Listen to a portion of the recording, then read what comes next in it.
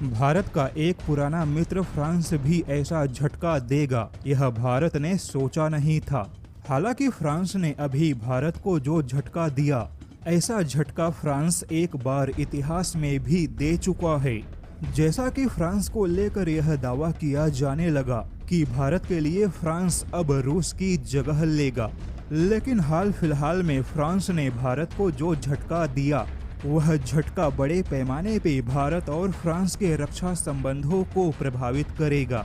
दरअसल खबर कुछ ऐसी है कि हम सभी जानते हैं भारत अपने स्वदेशी हथियारों को महत्व दे रहा है।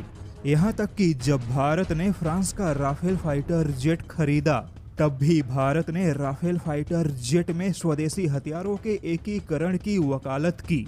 यानी कि जब राफेल खरीदा गया तब उस समय भले ही राफेल फाइटर जेट में फ्रांस या MBDA द्वारा बनाए गए मिसाइलों का इस्तेमाल किया जा रहा हो, लेकिन राफेल को स्वदेशी मिसाइल और स्वदेशी रडार सिस्टम से लैस करने का लक्ष्य रखा गया।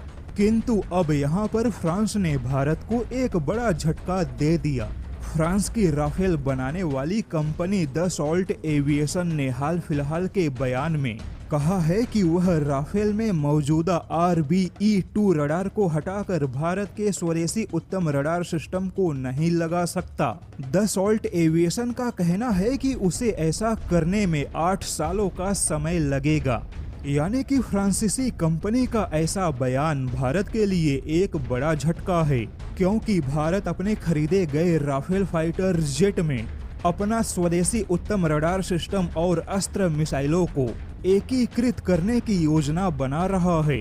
लेकिन फ्रांसीसी कंपनी का कहना है कि यह सब कुछ हाल फिलहाल में नहीं हो सकता और इसमें 8 या 9 सालों का समय लगेगा। लेकिन अब भारत की चिंता इस बात को लेकर है कि 8 या 9 साल बाद इसकी लागत और ज्यादा महंगी होगी। यहाँ पर बता दें कि फ्रांस ने मिराज 2000 लड़ाकू जहाजों को लेकर भी इतिहास में ऐसा ही किया था। यानी कि मिराज 2000 लड़ाकू जहाजों को उन्नत बनाने में फ्रांस ने ऐसा किया था और उस समय मिराज 2000 लड़ाकू जहाजों को उन्नत बनाने के पीछे भारत को इतना पैसा खर्च करना पड़ा कि उतने में एक नया फाइटर जेट खरीदा जा सकता था।